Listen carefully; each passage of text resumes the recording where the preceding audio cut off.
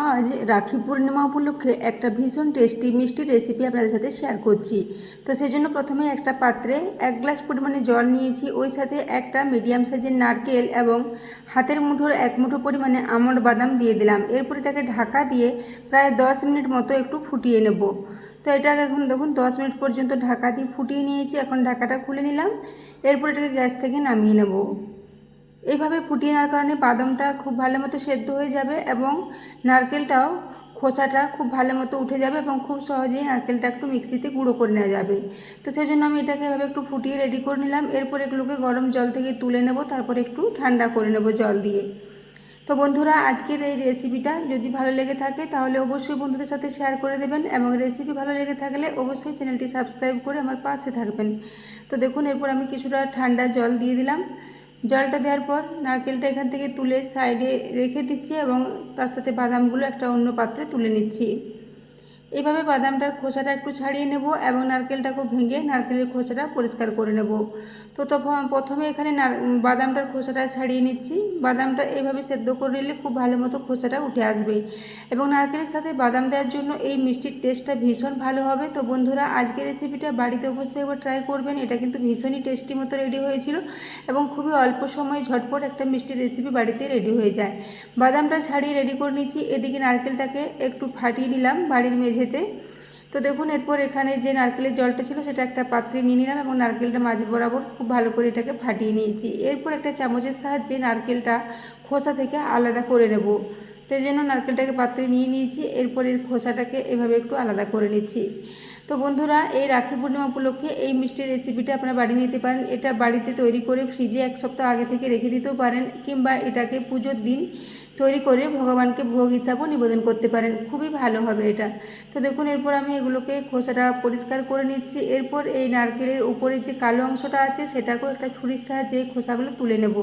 তাহলে মিষ্টিগুলো একটু দেখতে বেশি ভালো লাগবে। তাছাড়া কালো কালো অংশগুলো থেকে যাওয়ার জন্য অনেকটাই কালো কালো লাগে দেখতে। তো সেই জন্য আমি খোসাটাকে এভাবে একটু ছুরির সাহায্যে কেটে বাদ দিয়ে দিচ্ছি। এভাবে প্রত্যেকটা খোসারে একটু একটু করে ছাড়িয়ে নেব, তবে 2-1টা খোসা থেকে গেলেও কোনো অসুবিধে হবে না। তো দেখুন, এরপর এটাকে এভাবে ছাড়িয়ে নিয়েছি। এরপর এগুলোকে আবার একটু জল দিয়ে ধুয়ে নেব, তারপর ছোটো ছোটো খণ্ডে কেটে এটাকে মিক্সির জারে নিয়ে নিচ্ছি। তো দেখুন, এভাবে এটাকে একটু ধুয়ে পরিষ্কার করে নিচ্ছি। তারপর এটা চপিং বোর্ডের মধ্যে নিয়ে নিচ্ছি। তারপর এটাকে একটু ছোটো ছোটো টুকরো করে কেটে নেব। তো এখন দেখুন, চপিং বোর্ডে নিয়ে নিচ্ছি। এরপর একটা ছুরির সাহায্যে এগুলোকে একটু ছোটো ছোটো টুকরো করে কেটে নিচ্ছি। যেহেতু এটাকে মিক্সিতে জারে দিয়ে গুঁড়ো করব, সেই জন্য একটু ছোটো ছোটো টুকরো করে কেটে নিলে এটা গুঁড়ো করতে সুবিধা হবে। তো সেই জন্য এগুলোকে কেটে নিচ্ছি। তো বন্ধুরা, যে কোনো পুজো উপলক্ষে মিষ্টি বাজার থেকে না কিনে এইভাবে সহজ পদ্ধতিতে বাড়িতেই আপনারা মিষ্টি তৈরি করে নিতে পারেন। এটার টেস্টও ভীষণই ভালো হবে, যেহেতু এর সাথে বাদাম দেওয়া আছে। আবার অন্যান্য কিছু উপকরণ এর সাথে আমি মিশিয়ে নেব, যেমন একটু কেশর ভেজানো দুধ দিলে এর কালারটাও যেমন ভালো আসবে এবং খেতেও ভীষণই ভালো লাগবে। তো দেখুন, এরপর আমি এগুলোকে একটু মিক্সি জারের মধ্যে নিয়ে নিলাম। ওই সাথে যে বাদামটার খোসাটা পরিষ্কার করে রেখেছিলাম সেটাও নিয়ে নিচ্ছি। এরপর এটা দুটোকে দিয়ে খুব ভালো করে একটু গুঁড়ো করে নেব।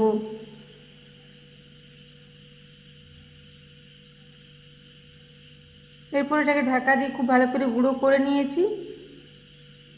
তো একদম ফাইন মতো গুঁড়ো না হলেও কোনো অসুবিধা নেই। 2-1টা যদি বাদামের দানা বা নারকেলের দানা থেকে যায়, সেটা খাওয়ার সময় মুখে পড়লে ভালোই লাগবে। তো দেখুন, আমি এভাবে এটাকে গুঁড়ো করে রেডি করে নিয়েছি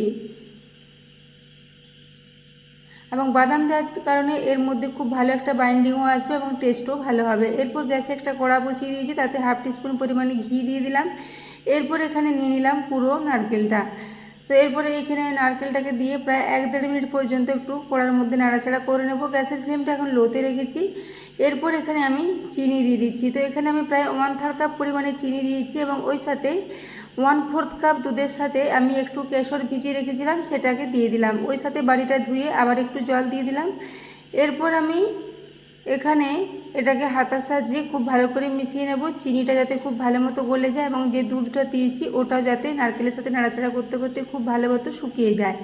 তো এরপর আমি গ্যাসের ফ্লেমটা লো টু মিডিয়াম করে এটাকে প্রায় 5 থেকে 6 মিনিট পর্যন্ত একটু নাড়াচাড়া করে নেব। তো কেশর দেওয়ার কারণে এর একটু বেশ হালকা হলুদ কালার আসবে এবং দেখতেও মিষ্টিটা ভালো লাগবে। তো সেই জন্য আমি কেশর ব্যবহার করেছি, তবে আপনারা চাইলে এটা ব্যবহার করতে পারেন অথবা নাও করতে পারেন, তাতে কোনো অসুবিধা হবে না। তো দেখুন, এইভাবে আমি এটাকে একটু নাড়াচাড়া করে রেডি করে নিচ্ছি। তো এইভাবে এটাকে যতক্ষণ না জলটা খুব ভালো মতো শুকিয়ে যাচ্ছে ততক্ষণ পর্যন্ত খুব ভালো করে এটাকে নাড়াচাড়া করে নেব। তো এর কারণে এটার সাথে যে দুধ দিয়েছিলাম সেই দুধটা খুব ভালো করে শুকিয়ে যেতে হবে। তারপর আমি এখানে কিছুটা গুঁড়ো দুধেরও ব্যবহার করব। গুঁড়ো দুধ দিলে এর টেস্টটা খুবই ভালো হবে। যেমন খোয়া দিলে একটা মিষ্টির খুব ভালো টেস্ট আসে, সেরকম গুঁড়ো দুধ দিলেও এই মিষ্টিটার টেস্ট কিন্তু খুব ভালো হবে। সেই জন্য গুঁড়ো দুধটা অবশ্যই করে ব্যবহার করতে হবে। তো এভাবে এটা দেখুন, এখন যে দুধটা দিয়েছিলাম পুরোপুরি প্রায় শুকিয়ে এসেছে। এরপর আমি সবার শেষে এখানে 2 চামচ পরিমাণে গুঁড়ো দুধ দিয়ে দিচ্ছি। গুঁড়ো দুধ দেওয়ারখানে এর মধ্যে অল্প স্বল্প যেটুকু ভিজে ভাব আছে সেটাও খুব তাড়াতাড়ি শুকিয়ে যাবে এবং এর মধ্যে খুব সুন্দর একটা বাইন্ডিং চলে আসবে। তো সেই জন্য গুঁড়ো দুধটা দিয়ে দিয়েছি। তো এইভাবে গুঁড়ো দুধটা দেওয়ার পরও খুব ভালো করে একটু মিশিয়ে নেব প্রায় 2 থেকে 3 মিনিট পর্যন্ত। তো দেখতেই পাচ্ছেন গুঁড়ো দুধ দেওয়ার সঙ্গে সঙ্গেই এটা খুব ভালো মতো বাইন্ডিং হয়ে আসছে এবং এটা কড়াই থেকে খুব সহজেই উঠে আসছে। তো এভাবে এটাকে ক্রমাগত খুব ভালো করে নাড়াচাড়া করে নিলেই এটা একদম ভালো মতোই রেডি হয়ে যাবে। তো এর মাঝখানে বন্ধুরা আমি একটু এলাচের গুঁড়ো এর সাথে ব্যবহার করেছিলাম, সেটা এখানে স্কিপ হয়ে গেছে, আপনারা একটু এলাচের গুঁড়ো ব্যবহার করে নেবেন। তো এখন দেখুন এটা খুব ভালো মতো রেডি হয়ে গেছে, হাতে করে নিলে খুব সহজেই এটা মিষ্টির মতো তৈরি করা যাচ্ছে। এবার এটাকে গ্যাস থেকে নামিয়ে ঠান্ডা করে নেব। তো এইভাবে গ্যাস থেকে নামিয়ে নিয়েছি, তারপর কিছুক্ষণ এটাকে ছড়িয়ে রেখে ঠান্ডা করে নিয়েছি। এটা এখন দেখুন কিছুটা হালকা গরম আছে, এই অবস্থায় একটু মিষ্টিগুলো রেডি করে নেব।